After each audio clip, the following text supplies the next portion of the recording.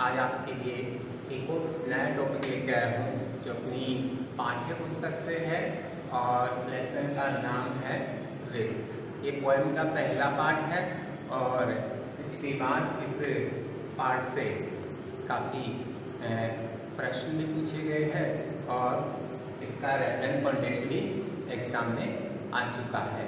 तो आज हम पढ़ेंगे इस लेसन को अच्छे से क्लियर करेंगे और समझेंगे कि लेसन हमें क्या संदेश देना चाह रहा है। चलिए स्टार्ट करते हैं। स्टार्ट करने से पहले मैं आपको बता दूं कि मेरे जो सहयोगी हैं कैमरामैन वो श्रीमान मदन मोहन जी हैं और काफ़ी अच्छी वीडियोग्राफी करते हैं, इनका धन्यवाद। और चलिए स्टार्ट करते हैं।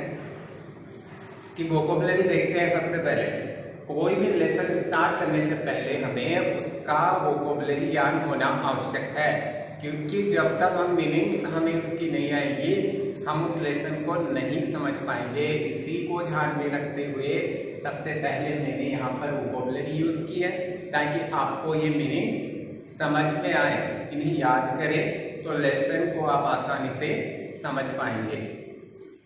देखिए पहला है अपना वोकैबुलरी का पहला जो मीनिंग है वो है रिस्क। रिस्क का अर्थ होता है खतरा या खतरा उठाना। रिस्क याद कर लेना, लर्न कर लेना अच्छे से। रिस्क मीन्स खतरा उठाना। इसके बाद है अपीयरिंग। अपीयरिंग का अर्थ होता है दिखाई देना। दिखाई देना अपीयरिंग, दिखाई देना। सेंटिमेंटल तीसरा है अपना सेंटिमेंटल। सेंटिमेंटल का अर्थ होता है भावुक। भावुक। फिर है रीच आउट। रीच आउट, अब यहाँ पर रीच आउट का यूज किया गया है तो रीच आउट का मतलब होता है सहायता के लिए। सहायता के लिए तैयार रहना, किसी की सहायता के लिए तैयार रहना। फिर अगला है अपना मीनिंग्स है इन्वॉल्वमेंट। इन्वॉल्वमेंट मीन्स संलिप्तता, किसी के साथ संलिप्त हो जाना किसी कार्य में, तो यहाँ पर इन्वॉल्वमेंट का अर्थ होगा संलिप्तता। फिर एक्सपोज। एक्सपोज का अर्थ होता है प्रकट करना, बाहर लाना। ये सब एक्सपोज का अर्थ होता है। एक्सपोज, रिमेंबर इट, एक्सपोज प्रकट करना या बाहर लाना। फीलिंग्स, नेक्स्ट है फीलिंग्स। फीलिंग्स यानी भावनाएं। फिर है true self. True self means वास्तविकताएं या वास्तविकता।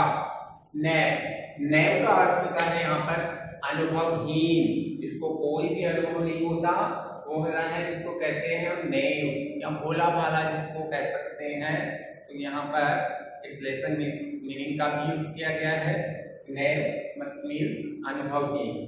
फिर डेस्पाइट है। डेस्पाइट का अर्थ होता है निराशा।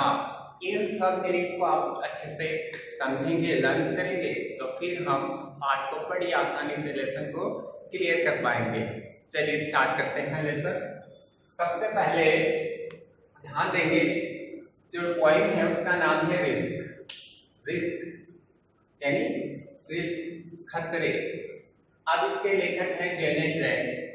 जेनेट रैंड, दोनों आपको याद रखना है और इनका नाम आपको मतलब क्लियर होने रखना है, याद रखना है, और लेखक का नाम भी आपको याद रखना है। जब आप लेखक का नाम याद रख पाएंगे और पोएम का नाम आपको अच्छे से याद होगा तो इसमें एक्सप्लेनेशन जब आप कर पाएंगे, रेफरेंस, कॉन्टेक्स्ट एंड एक्सप्लेनेशन बड़ी आसानी से कर पाएंगे। तो आपको लेसन का नाम रिस्क, पोएम का नाम जेनेट रैंड, इसका राइटर, इसके लेखक जो है वो जेनेट रैंड है। अब चलते हैं कि पाठ को हम समझते हैं, क्या कहना चाहते हैं जेनेट रैंड इस कविता के माध्यम से हमें क्या बताना चाहते हैं, क्या अर्थ है इस कविता का, समझते हैं। To love the students का paint the fool. To love the students are painting the fool.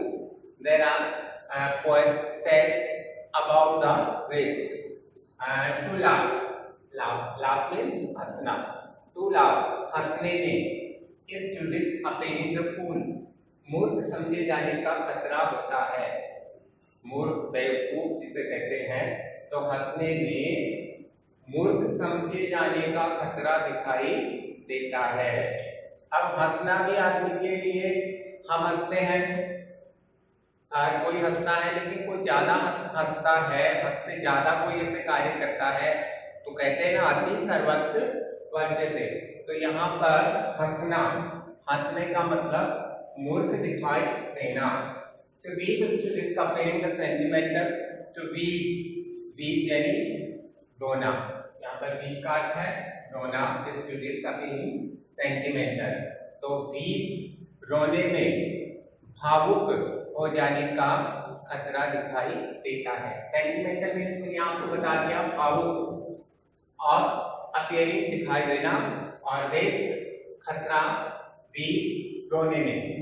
तो वीक इज टू रिस्क, रोने में किसका खतरा दिखाई देता है? भावुक हो जाने का। सेंटिमेंटल मीन्स भावुक हो जाना। अच्छा समझेंगे। अपीयरिंग द फूल, हंसने में, हंसने में अपीयरिंग द फूल, मूर्ख दिखाई देने का खतरा होता है। हंसने में किसका खतरा होता है? मूर्ख दिखाई देने का खतरा हंसने में होता है। अब फूल मीन्स मूर्ख, ठीक है। तो वीक स्टूडेंट्स अपीयरिंग सेंटिमेंटल, और रोने के अंदर किस चीज का खतरा दिखाई देता है? भावुक हो जाने का। कई बार हम ज्यादा अति करते हैं किसी चीज के लिए, रोने की, हंसने की, तो उनमें हम ये समझे जाते हैं कि ये कोई मूर्ख है जो बार बार हंस रहा है, या फिर भावुक हो जाने का भी खतरा रहता है, कोई बार बार रोता है, हर बात से रोता है, तो उसको ये कहते हैं लोग कि ये जल्दी से भावुक हो जाता है। तो ये खतरे इस चीज में भी हैं। तो जीवन में हर क्षेत्र में खतरे हैं, ये तो हमें पता है, लेकिन यहाँ पर पॉइंट बता रहा है कि यहाँ किस चीज में कौन सा खतरा है। अब आगे देखते हैं। To reach out for another student environment, to reach out for another student environment, किसी दूसरे के साथ मिल जाना या किसी दूसरे के साथ हो जाना, उसमें संलिप्तता का खतरा दिखाई देता है।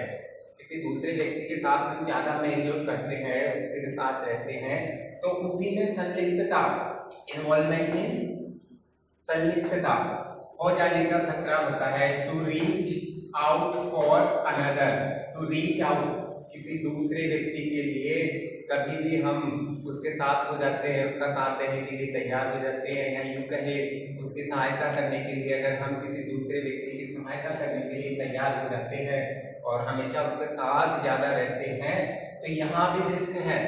यहाँ कौन सा रिस्क है? यहाँ रिस्क है इन्वॉल्वमेंट, यानी उसमें संलिप्त हो जाने का, उसके साथ मिल जाने का खतरा रहता है। These lines understood. The next line is to expose feelings is to risk exposing yourself. To expose feelings, अपनी विचार या अपनी भावनाएं। To expose का अर्थ होता है प्रकट करना। To expose feelings, विचार या अपनी भावनाएं, इस यानी है to risk, खतरा है इसमें भी, exposing yourself, अपनी वास्तविक जो सच्चाई है उसका प्रकट हो जाने का खतरा है। एक्सपोज फीलिंग्स, अपनी भावनाएं, अपने विचार किसी के सामने अगर हम प्रकट करते हैं तो वहां भी खतरा है। और वहां कौन सा खतरा है? वहां खतरा है कि हमारा जो सच्चा स्वभाव है, जो हमारी वास्तविकता है, वो लोगों के सामने प्रकट हो जाती है। इसलिए इस कार्य में भी कवि कहता है कि खतरा है, आप इस कार्य को भी बड़ी सावधानी से करिए। To place ideas and dreams for crowd students being called name. To place है रखना, ideas विचार and dreams और सपने, before सामने, एक crowd एक भीड़ के सामने, crowd यानी भीड़, एक भीड़ के सामने अगर हम अपने विचार, अपने सपने प्रकट करते हैं तो वहां भी खतरा है। स्टूडेंट बीइंग कॉल्ड नेम, वहां खतरा है कि लोग हमें अनुभवहीन या भोला भाला समझने का प्रयास करते हैं या समझते हैं कि ये एकदम अनुभवहीन है, अपने हर विचार ही हमारे सामने प्रकट कर रहा है। इसके अंदर कोई भी कॉमन सेंस नहीं है कि कौन से विचार इसको प्रकट करने चाहिए, कौन से इसके सपने हैं वो कौन से दूसरों को बताने चाहिए या नहीं बताने चाहिए। यूज है टू, इसमें देख लीजिए, टू आइडियाज, अपने विचार प्रकट करना। प्लेस यानी स्थान या किसी जगह पर आइडिया